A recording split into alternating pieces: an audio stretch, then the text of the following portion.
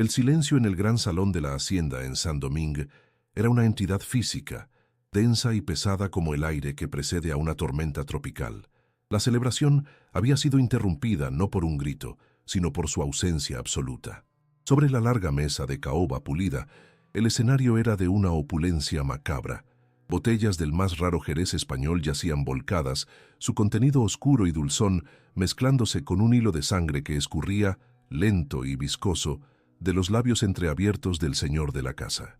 La luz trémula de los candelabros de plata danzaba sobre la escena, revelando no solo una, sino 4 figuras inmóviles, atrapadas para siempre en el último instante de su poder, transformando un brindis de triunfo en un requiem silencioso y eterno.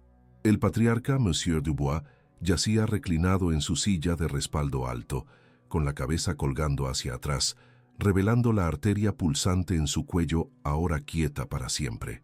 Sus ojos, que horas antes brillaban con la arrogancia de un rey en sus dominios, estaban ahora vidriosos y fijos en el techo pintado con ángeles y nubes, como si su alma sorprendida hubiera sido arrancada de su cuerpo sin previo aviso. Su mano derecha, adornada por un anillo de oro con el escudo de la familia, aún sostenía flojamente el tallo de una copa de cristal.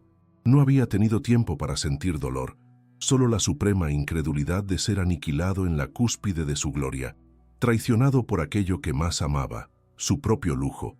A su lado, sus 2 hijos, herederos de su crueldad y de sus tierras, compartían el mismo destino. El mayor, cuya fiesta de compromiso era el motivo de la celebración, estaba caído hacia adelante, el rostro pálido presionado contra el mantel de lino blanco, manchándolo con una máscara carmesí. El menor, un espejo de la brutalidad del padre, se había deslizado hasta el suelo, con los miembros desgarbados en una pose de muñeco roto.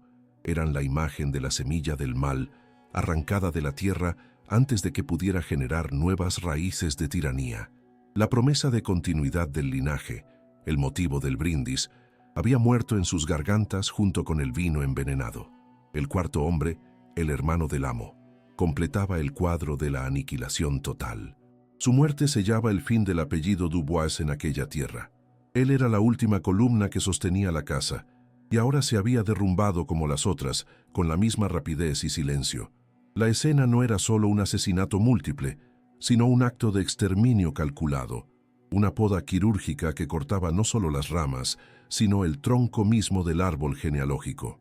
El poder que habían acumulado por generaciones, construido sobre el sudor y la sangre de cientos de almas, se evaporó en un único y fatal sorbo, dejando atrás solo la cáscara vacía de su dinastía.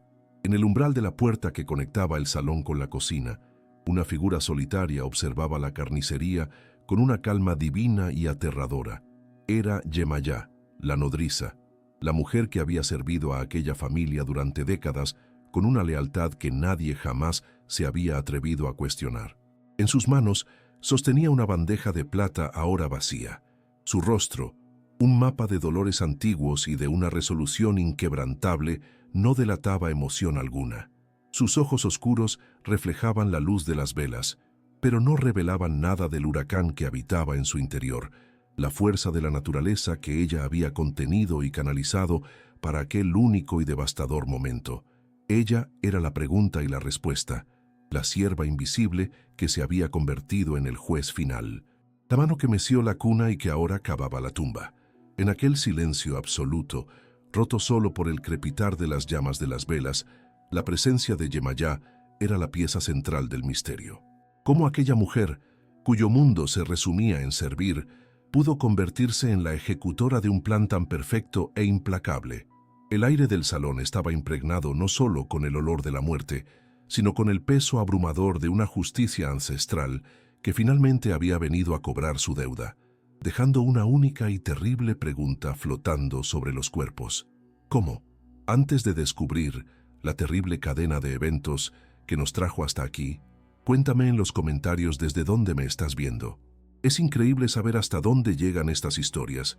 Para entender la raíz de esta tragedia, necesitamos retroceder 20 años en el tiempo, al año 1771. La hacienda Dubois aún no poseía la grandeza opresiva que tendría 2 décadas después, Pero la semilla de su tiranía ya estaba plantada en suelo fértil, regada por el sudor y la desesperación. El sol del Caribe nacía y se ponía sobre los mismos vastos campos de caña de azúcar, cuyas hojas, afiladas como navajas, se mecían con el viento. Eran un mar verde y lucrativo para el señor, pero un océano de trabajo sin fin para los cientos de hombres y mujeres que sangraban para cosecharla. La belleza de la isla era una máscara cruel que escondía la herida abierta de la esclavitud, un paisaje paradisíaco que servía de escenario para un infierno cotidiano. Fue en este mundo donde una joven Yemayá desembarcó, arrancada de su tierra, el reino de Dahomey. Ella no era todavía la figura espectral y silenciosa del salón de fiestas. Sus ojos contenían la luz de una memoria reciente, la dignidad de una mujer libre, hija de un linaje de conocedores de las hojas y de los espíritus de la selva. El horror de la travesía del Atlántico le había robado mucho, pero no su esencia. En su silencio lo observaba todo, catalogando este nuevo y extraño mundo, sus pájaros, sus árboles, sus dolores. Había en ella una fuerza contenida, una resiliencia que sus captores confundían con sumisión, pero que era en realidad la raíz profunda de un árbol que se negaba a morir. El joven Monsieur Dubois, en aquella época, era la personificación de la ambición colonial, un hombre que veía la tierra no como un hogar, sino como un motor para generar riqueza. Desde la terraza de la Casa Grande, miraba sus dominios con un orgullo posesivo. Cada tallo de caña, cada cabeza de ganado y cada cuerpo negro en sus campos era una extensión de su propia voluntad. Él era un arquitecto de la productividad, movido por una fe inquebrantable en su derecho divino de poseer y mandar. La crueldad para él no era un acto de malicia, sino una herramienta de gestión tan necesaria como el látigo para el capataz o la lluvia para la cosecha. La vida en la hacienda era un universo de contrastes brutales. La Casa Grande, con sus muebles importados de Europa, sus cortinas de seda y su porcelana fina, era un oasis de lujo y orden. De sus ventanas escapaban el sonido de un clavecín siendo tocado y la risa despreocupada de cenas elegantes. A pocos metros de distancia, los barracones de esclavos eran su opuesto sombrío, un conglomerado de chozas de barro y paja donde la privacidad era un lujo inexistente y el cansancio era la única constante. Allí, el único sonido que rompía el silencio de la noche era el de un lamento susurrado en una lengua olvidada o el llanto de un niño hambriento. En medio de esta desolación, Yemayá encontró refugio en aquello que le era familiar. Se aferró al conocimiento ancestral que llevaba en su sangre. Durante sus raras horas de descanso, exploraba los bosques cercanos, identificando plantas y raíces. Allí encontró hierbas que curaban fiebres, hojas que detenían hemorragias y, escondidas en la sombra de la selva, las especies silenciosas que guardaban el poder de dar la paz definitiva. Ese conocimiento era su única propiedad, un santuario interior que la conectaba con sus antepasados y le daba un sentido de poder que sus amos jamás podrían comprender o quitarle. La esperanza, sin embargo, es una planta terca, capaz de brotar hasta en el suelo más árido. Yemayá encontró el amor en los barracones, un hombre del pueblo yoruba, cuyos ojos también guardaban la memoria de un hogar perdido. Su amor no estaba hecho de palabras, sino de gestos silenciosos, de un trozo de fruta compartido, de un toque fugaz de manos en la oscuridad, de un reconocimiento mutuo de la humanidad que la esclavitud intentaba negarles. Juntos, construyeron un pequeño refugio contra la tormenta de su existencia, un espacio sagrado donde podían ser más que solo la propiedad de otro hombre. De esa unión nació un hijo, un niño con la piel del color de la tierra fértil y los ojos brillantes de su madre. Por primera vez en años, Yemayá sintió una alegría tan feroz que la asustó. Aquel niño era su ancla en este mundo de dolor, un propósito que la hacía levantarse cada mañana. Lo acunaba cantando canciones en su lengua fon, contándole historias de los dioses y los reyes de Dahomey, plantando en él las semillas de una herencia que se negaba a dejar morir. Él era la promesa de un futuro, la prueba de que su linaje no había sido interrumpido. Pero la felicidad en los barracones es efímera como el rocío de la mañana. En una noche de whisky y arrogancia, Monsieur Dubois perdió una cantidad considerable en una apuesta de cartas con un hacendado vecino. Para honrar su deuda de caballero, no dudó. Miró sus activos e hizo un cálculo frío. El hijo de Yemayá, un bebé sano y fuerte, era una mercancía valiosa. La decisión fue tomada con la misma casualidad con la que se decide sacrificar un animal para la cena. Un simple movimiento en su gran tablero de negocios, sin consideración alguna, por el universo que iba a destruir. La mañana siguiente fue la mañana en que el mundo de Yemayá se partió. No hubo aviso, no hubo negociación. El capataz simplemente entró en su choza y le arrancó al niño de los brazos. Sus gritos resonaron por la plantación, un sonido animal de pura agonía que hizo callar hasta a los pájaros. Luchó, arañó, mordió, pero fue sometida con una brutalidad eficiente. La última imagen que tuvo de su hijo fue la de su pequeño cuerpo siendo entregado a un extraño en una carreta que se alejaba, llevándose consigo su alma, su futuro y su luz. Su luto no fue silencioso. Era una herida abierta que se negaba a cicatrizar. Todas las noches, un lamento profundo y gutural emanaba de su choza, el sonido de una madre llorando por su cría robada.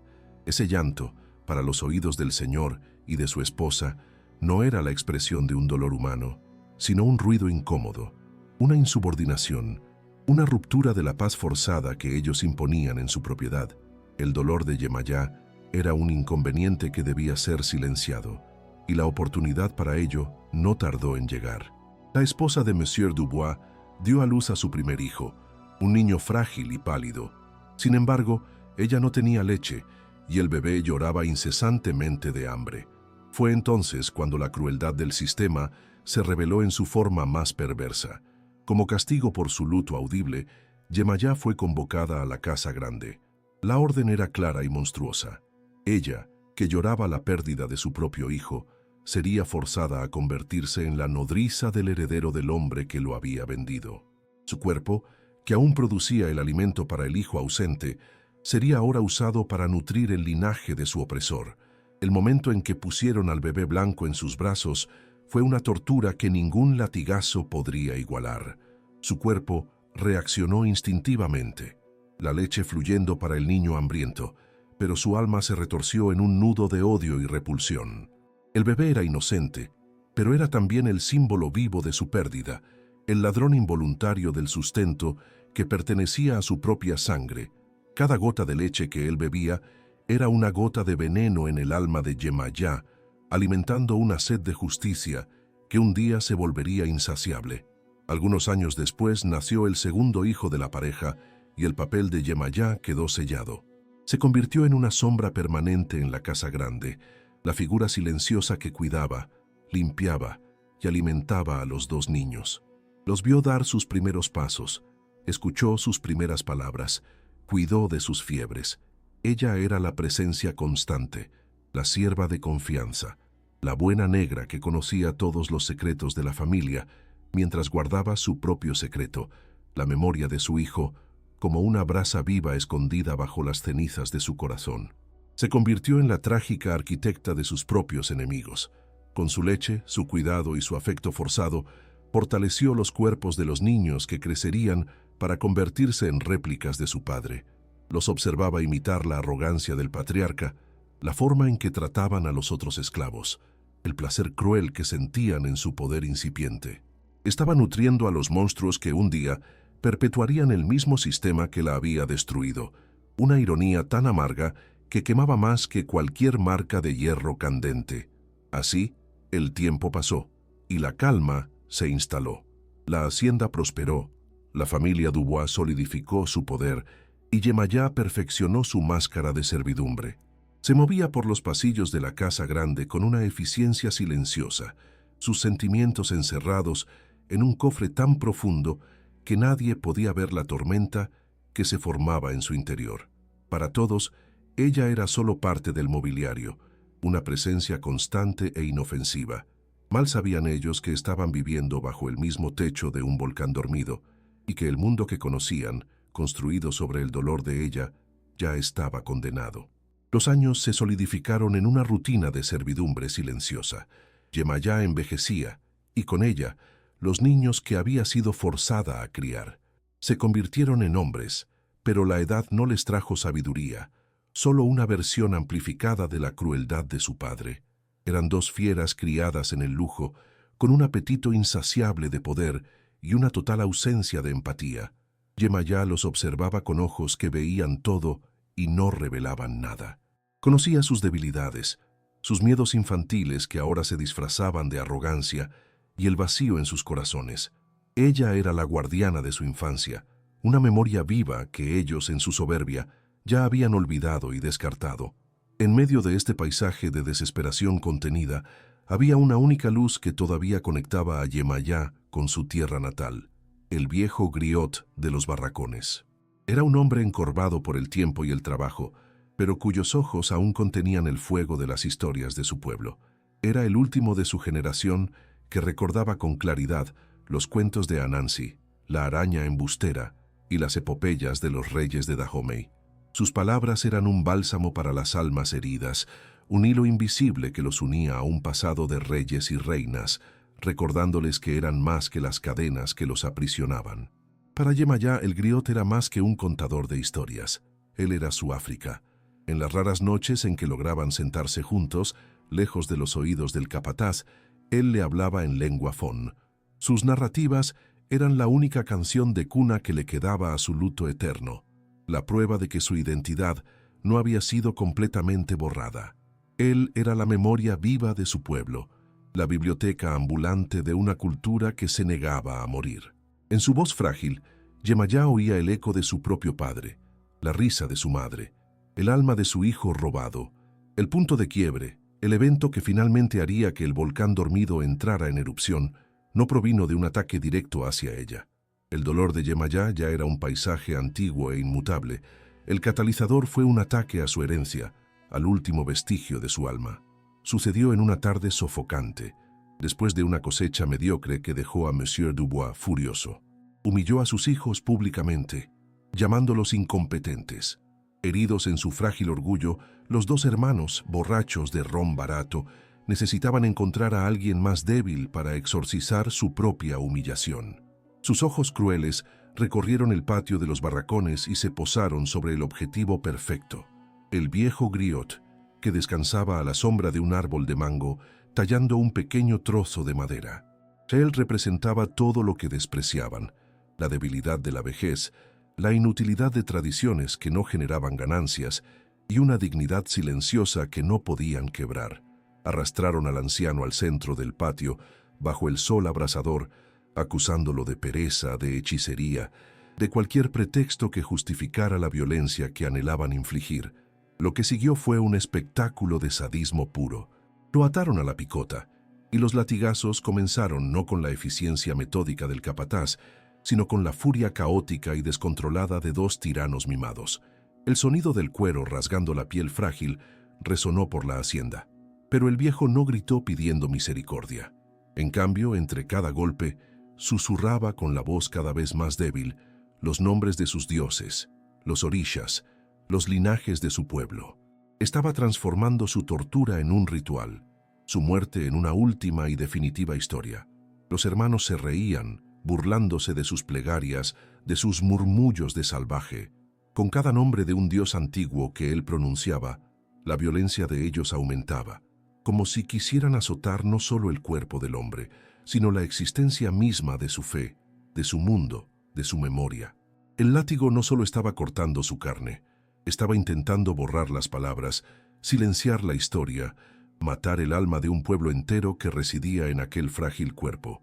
Yemayá lo observó todo, escondida en las sombras del almacén. No apartó la mirada.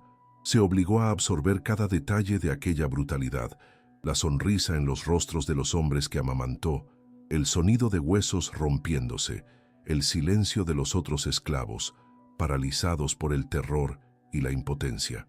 Sintió el momento exacto en que la vida abandonó el cuerpo del griot, cuando su último susurro se perdió en el aire, dejando un silencio pesado y definitivo. El contador de historias estaba muerto. La última biblioteca había sido quemada hasta las cenizas. En ese instante, algo dentro de Yemayá se rompió y se rehizo, como un hueso que se suelda más fuerte, pero torcido. El dolor que cargaba por su hijo, un dolor pasivo, una herida que solo soportaba, se transformó en otra cosa. Era como si la sangre del viejo griot se hubiera derramado sobre las brasas de su corazón, avivándolas hasta convertirlas en una hoguera incontrolable. Una claridad fría y cortante se apoderó de ella, una lucidez terrible y poderosa. Comprendió, con una certeza que trascendía el pensamiento, que el odio no era suficiente, la supervivencia no era suficiente, la tristeza era un lujo que ya no podía permitirse. La deuda que le debían ya no era solo por su hijo, era por aquel anciano, por su cultura, por cada nombre de Dios susurrado, por cada historia ahora perdida para siempre.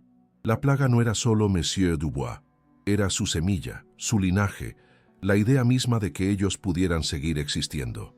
Su dolor, antes un océano de luto, se cristalizó en un único punto de enfoque, la aniquilación. No una venganza caliente e impulsiva, sino una justicia fría, metódica y poética. No solo iba a matarlos, iba a usar la esencia misma de ellos en su contra. Transformaría el símbolo máximo de su poder y de su futuro en el arma de su destrucción. La sierva invisible se convirtió, en ese momento, en una estratega, una cazadora paciente que comenzaba a tejer la telaraña para su presa. Su mente, antes ocupada con las tareas del día y los recuerdos de la noche, se convirtió en un mecanismo de planificación. Se movía por la casa grande, ejecutando sus tareas con la misma perfección de siempre, pero sus ojos ahora eran diferentes. Ya no eran los ojos de una víctima, eran los de una arquitecta del fin. Observaba, catalogaba, analizaba la rutina de la familia, sus hábitos, sus gustos. Todo se convirtió en un dato en su cálculo mortal. Fue entonces cuando recordó la botella. Guardada en el fondo de la bodega, cubierta de polvo y reverencia, había una botella de Jerez añejo, un vino que Monsieur Dubois atesoraba. Lo había oído presumir innumerables veces de que esa botella solo se abriría en la ocasión más importante de sus vidas, el día en que el futuro del linaje Dubois quedara sellado para las próximas generaciones, un brindis que celebraría la perpetuidad de su sangre y de su poder. La ironía era tan perfecta que Yemayá sintió un escalofrío. El compromiso de su hijo mayor, una alianza de negocios con otra familia rica de la isla, era la ocasión que el patriarca esperaba. Yemayá escuchó los planes, los preparativos para la gran fiesta. La fecha estaba fijada. El destino le había entregado el escenario, el arma y el momento. Ahora solo necesitaba el veneno, su contribución personal a la celebración. Su mente viajó de regreso a las selvas de Dahomey, a las lecciones de su abuela sobre las criaturas de la naturaleza. Recordó una pequeña rana, de colores vibrantes y engañosamente hermosos, cuya piel contenía una toxina fulminante, un veneno que no dejaba rastros, que paralizaba el corazón en segundos, imitando una muerte súbita y natural. Era el veneno de un fantasma, el arma perfecta para la mujer que todos veían, pero nadie miraba. Encontrar a la criatura en Saint-Domingue no sería fácil, pero Yemayá conocía las selvas de la isla mejor que los señores sus propios salones. Sabía dónde la humedad era más densa, donde los helechos crecían más altos, donde la vida secreta del bosque pulsaba lejos de los ojos de los hombres. Necesitaría solo una, y solo una única y perfecta gota de su esencia mortal. El instrumento para la aplicación también se formó en su mente, nacido de la necesidad y del ingenio. Una espina larga y hueca de una acacia, fuerte y afilada como una aguja, un pequeño trozo de bambú fino para servir como émbolo. Construiría su propia jeringa, una herramienta primitiva y letal, hecha con los elementos de la tierra que sus opresores intentaban domar, pero que en el fondo todavía le respondían a ella. El plan estaba completo, una obra maestra de paciencia y precisión. No atacaría de frente, no usaría la fuerza, usaría el arma que ellos nunca podrían prever, su inteligencia, su conocimiento despreciado como superstición y su presencia invisible en el corazón de su imperio. Le serviría en su propia fiesta, con una sonrisa en los labios, y los observaría brindar por su propia aniquilación. En los días que siguieron, una calma aterradora descendió sobre Yemayá. Se movía con la gracia de una sacerdotisa preparando un ritual sagrado. Cada plato que servía, cada pieza de plata que pulía, era un paso en su procesión hacia el clímax. Los otros esclavos sintieron el cambio en ella, una energía densa y pesada que la envolvía como un sudario. Se apartaban instintivamente, reconociendo el olor a ozono en el aire que precede a la caída de un rayo. En una noche de luna nueva, se escabulló hacia la selva. El bosque, que para los blancos era un lugar de peligro y oscuridad, para Yemayá era un santuario, un hogar. Se movió con una familiaridad silenciosa, sus pies descalzos, sabiendo dónde pisar. No estaba cazando, estaba convocando. Encontró a la pequeña rana de colores eléctricos cerca de un arroyo, exactamente como su abuela había descrito. Su belleza era la máscara perfecta para el poder letal que contenía. Con un cuidado infinito, usando hojas y un pequeño recipiente de barro, recolectó una única gota de la secreción de la piel del animal. Era una joya líquida, un concentrado de toda la furia y el dolor que cargaba. Aquella gota no era solo veneno, era justicia destilada, la lágrima de un pueblo entero, la respuesta final a siglos de sufrimiento. La siguiente etapa requería la audacia de un fantasma. Esperó a la madrugada, cuando la casa grande estaba sumergida en el silencio profundo del sueño de los justos y de los injustos. Descalza, se deslizó por los pasillos hasta la bodega. El olor a vino viejo y tierra húmeda la envolvió. Allí, en el fondo, estaba la botella, su objetivo. Sus manos no temblaron. Con la delicadeza de una cirujana, insertó su jeringa de espina en el corcho. El sonido fue casi imperceptible. Presionó el émbolo de bambú e inyectó la gota de veneno en el vino ámbar. La toxina se disolvió instantáneamente, invisible, inodora, indetectable. Retiró la jeringa y pasó un poco de cera por la minúscula perforación. La botella estaba nuevamente sellada, intacta, guardando ahora no una promesa de futuro, sino una certeza de muerte. Al regresar a su estera en los barracones, Yemayá sintió una paz que no experimentaba desde antes de que se llevaran a su hijo. No era felicidad ni alivio, era la calma de un propósito cumplido. El mecanismo de la venganza estaba montado y armado. La tragedia, que para el mundo aún era una posibilidad lejana, para ella ya era un hecho consumado, un recuerdo del futuro. Ahora, todo lo que quedaba era esperar el día de la fiesta. El plan estaba en marcha, irreversible como el flujo de un río. Cada amanecer la acercaba al momento en que la balanza de la justicia sería equilibrada de forma sangrienta y definitiva. Ya no sentía odio, solo una resolución fría como el acero. Se había convertido en más que una mujer, era un instrumento del destino, la mano silenciosa que corregiría una historia terriblemente mal escrita, usando la tinta de la muerte para redactar el capítulo final. Ahora que el plan está en marcha, quiero saber, ¿tú qué harías en su lugar? Déjamelo en los comentarios, me fascina leer sus puntos de vista. La noche de la fiesta de compromiso llegó como un depredador envuelto en seda. La casa grande estaba irreconocible, desbordando de luz y sonido. Cientos de velas ardían en candelabros de plata, sus llamas danzando al son de un minueto tocado por músicos contratados. El aire estaba denso con el olor de flores exóticas, cera de abeja pulida y el aroma rico de cerdo asado y especias. Risas y conversaciones animadas flotaban por los salones, el sonido del poder celebrándose a sí mismo, completamente ajeno a la oscuridad que se reunía silenciosamente en sus rincones, aguardando el momento de engullir toda la luz.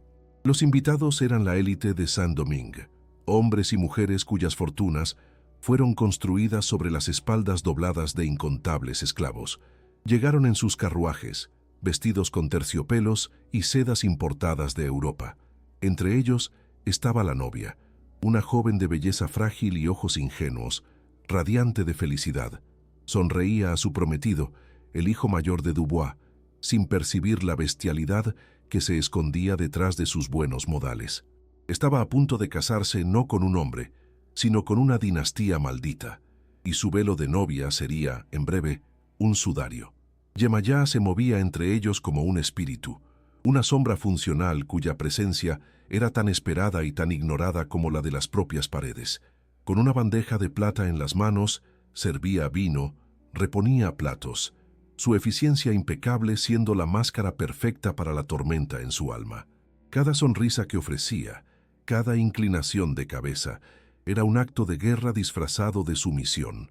Por debajo de su vestido sencillo, su corazón latía con un ritmo calmado y constante, el ritmo de un tambor ceremonial que anunciaba el sacrificio inminente de los tiranos. Entonces el momento llegó. En el apogeo de la celebración, Monsieur Dubois golpeó con un cubierto su copa de cristal y un silencio expectante cayó sobre el salón. Con una amplia sonrisa que mostraba la mancha del vino en sus dientes, anunció que para sellar un futuro tan prometedor, era hora de abrir la reliquia de la familia. Sus ojos brillaron de orgullo al volverse hacia Yemayá y ordenar, con la voz embargada de emoción, «Trae el Jerez de 1740. La ocasión finalmente ha llegado». Todas las miradas se volvieron hacia ella mientras se dirigía a la bodega, la humilde sierva elegida para buscar el arma del juicio final. Regresó al salón sosteniendo la botella polvorienta como si fuera una niña sagrada. La botella, que guardaba la promesa de futuro de la familia, ahora contenía la certeza de su fin. Con manos firmes, abrió el sello de cera y retiró el corcho. El aroma del vino, rico y complejo, llenó el aire, un perfume fúnebre disfrazado de celebración. Caminó hasta la mesa principal y sirvió, con una precisión ritualista, las 4 copas de cristal destinadas a los 4 hombres del linaje Dubois. El líquido ámbar brillaba bajo la luz de las velas, un néctar dorado de la muerte. Con la copa en alto, el patriarca miró a sus hijos, a su hermano y a la multitud de invitados. Con el pecho henchido de orgullo, su voz resonando con el poder de generaciones, abrió la boca y pronunció las palabras que sellarían su destino, las mismas palabras que Yemayá había previsto en su plan. «Un brindis», exclamó, «por la continuidad de nuestro nombre, de nuestra sangre y de nuestro poder». Las palabras, para él una declaración de inmortalidad, resonaron en el salón como una sentencia de muerte, la ironía más cruel y perfecta que la justicia podría concebir. Yemayá, parada junto a la puerta, los observó llevar las copas a los labios. Los 4 hombres, unidos en su poder y arrogancia, bebieron profundamente, tragando el veneno que borraría su nombre de la historia. El brindis a la perpetuidad se convirtió en el acto final de extinción. Por un instante, el sonido de la celebración continuó. Los invitados aplaudieron, sonriendo, testigos inconscientes de un regicidio silencioso y devastador. En ese momento, Yemayá vio en su mente la imagen del griot y de su hijo. La deuda estaba siendo pagada. El efecto del veneno de la rana era terriblemente rápido. El primero en sentirlo fue el propio patriarca. Su sonrisa se congeló en su rostro. La copa se deslizó de sus dedos y se hizo añicos en el suelo, el sonido agudo cortando el aire festivo. Sus ojos se abrieron desmesuradamente en una expresión de suprema confusión, no de dolor, sino de incredulidad, como si su propio cuerpo lo hubiera traicionado. Intentó hablar, pero solo un suspiro silencioso escapó de sus labios antes de que su cabeza colgara hacia atrás, la vida desvaneciéndose de sus ojos. La caída del rey fue la señal para los demás. El hijo mayor se agarró el pecho, una convulsión violenta sacudiendo su cuerpo antes de que cayera hacia adelante sobre la mesa, derribando platos y copas en una cascada de desorden. Su hermano menor se deslizó de la silla al suelo, sus miembros retorciéndose brevemente antes de quedar inmóviles. El hermano de Dubois simplemente cerró los ojos, como si se durmiera súbitamente, su cabeza cayendo sobre el hombro en una pose de cansancio eterno. En menos de 30 segundos, el linaje Dubois había sido exterminado. El caos estalló. Gritos de terror reemplazaron a las risas. La música se detuvo abruptamente. Los invitados retrocedieron de la mesa principal como si estuviera en llamas, sus rostros pálidos de shock y miedo. La fiesta se transformó en un pandemonio de pánico y confusión, pero en el centro de todo, los 4 cuerpos permanecían como estatuas en un monumento a la arrogancia castigada, el vino derramado a su alrededor como una ofrenda final en su propio funeral. Desde su puesto en el umbral de la puerta, Yemayá observaba la escena. Su rostro era una máscara de serenidad. No sentía alegría, ni odio, ni venganza. Sentía apenas un vasto y profundo silencio, el silencio de una tormenta que finalmente ha pasado, dejando atrás la devastación y la limpieza. En sus ojos no había el brillo del triunfo, sino la paz sombría de una misión sagrada que había sido cumplida, la satisfacción de ver la balanza de la justicia, por tanto tiempo desequilibrada, encontrar finalmente su terrible y perfecto centro. La narrativa había completado su círculo. Estábamos de vuelta en el prólogo, en la escena de muerte silenciosa que dio inicio a nuestra historia. Pero ahora, el silencio no era un misterio, era una respuesta. Era el sonido del dolor de Yemayá, el eco del último susurro del griot, el llanto eterno por su hijo perdido. La consecuencia impactante que vimos al principio ahora estaba llena del peso de una tragedia y la fuerza de una justicia poética, transformando un acto de asesinato en un acto de retribución divina. Mientras el pánico y los gritos florecían como mala hierba en el opulento salón, Yemayá podría haber desaparecido. La noche era oscura, la selva era su aliada, y el caos era la distracción perfecta. Podría haber huido, convirtiéndose en un fantasma, una leyenda susurrada de una mujer que se vengó y se disolvió en la oscuridad. Pero la huida nunca fue el capítulo final de su plan. Su acto no era un crimen que debía ocultarse, era un testamento que debía ser proclamado. Matarlos era solo la mitad de la ecuación. La otra mitad era reclamar la autoría del acto, transformando la venganza personal en una declaración política y espiritual.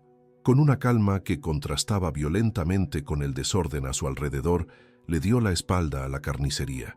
Ignoró los cuerpos, los gritos, los rostros aterrorizados de los invitados. Sus pies descalzos la llevaron fuera de la casa grande, hacia el patio bañado por la pálida luz de la luna.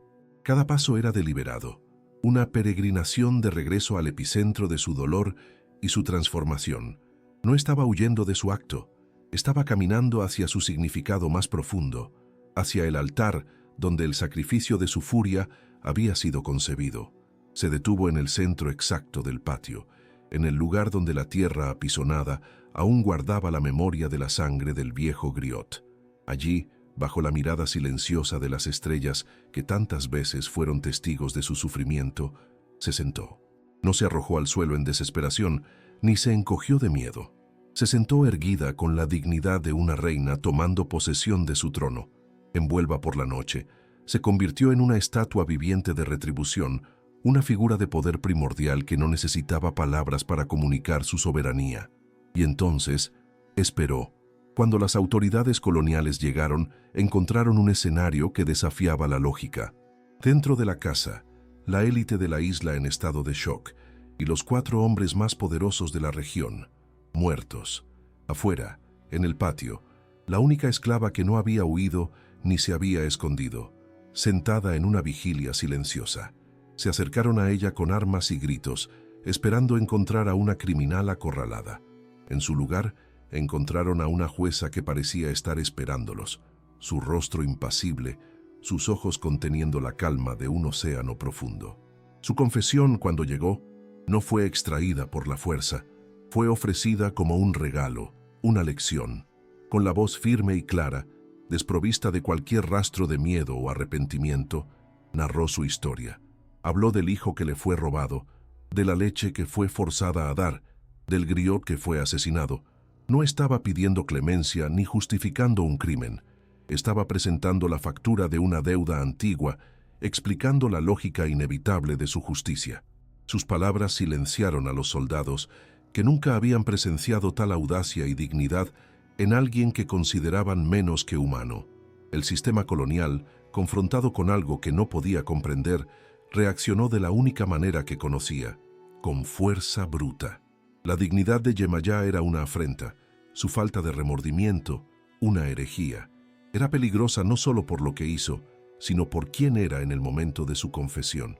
Su juicio fue una farsa, un teatro rápido diseñado para reafirmar el orden de las cosas. La sentencia fue rápida y predecible. Muerte por ahorcamiento. Su cuerpo debía ser dejado en exhibición como una advertencia sombría y putrefacta para cualquier otro esclavo que osara soñar con la retribución. Pero una advertencia puede ser interpretada de muchas maneras.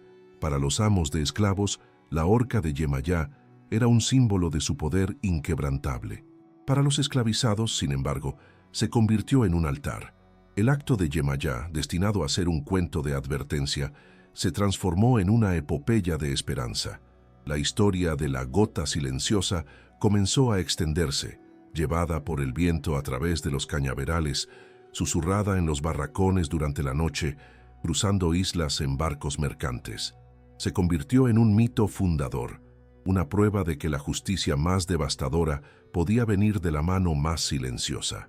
Yemayá no solo había matado a 4 hombres, había matado la idea de que sus opresores eran invencibles. Probó que el conocimiento era un arma, que la paciencia era una virtud revolucionaria y que el corazón del imperio podía ser detenido con una sola gota de veneno.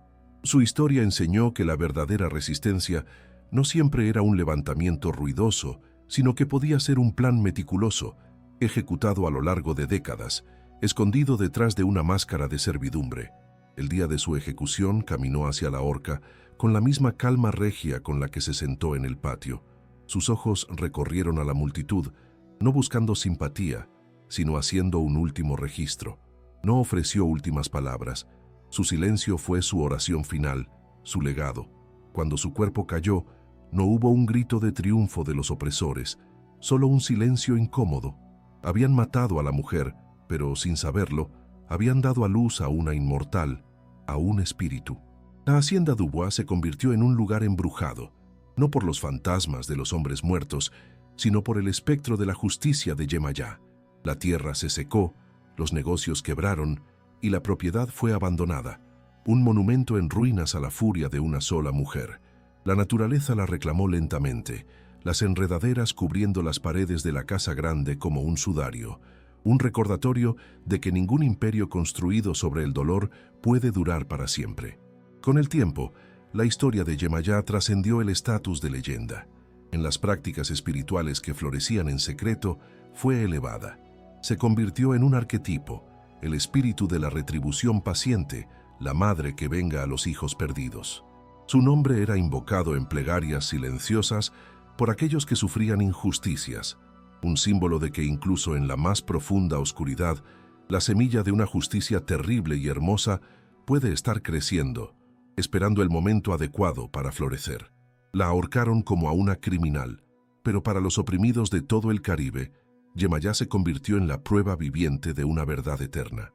La prueba de que para derribar un imperio, para borrar un linaje de tiranos, para reequilibrar la balanza del universo, a veces todo lo que se necesita es el coraje, el dolor y la sabiduría contenidos en una única y silenciosa gota. Si esta historia de justicia y consecuencia también te conmovió, no te la guardes solo para ti. Deja tu like, comparte y suscríbete para seguir descubriendo más historias que revelan las verdades ocultas de nuestro pasado.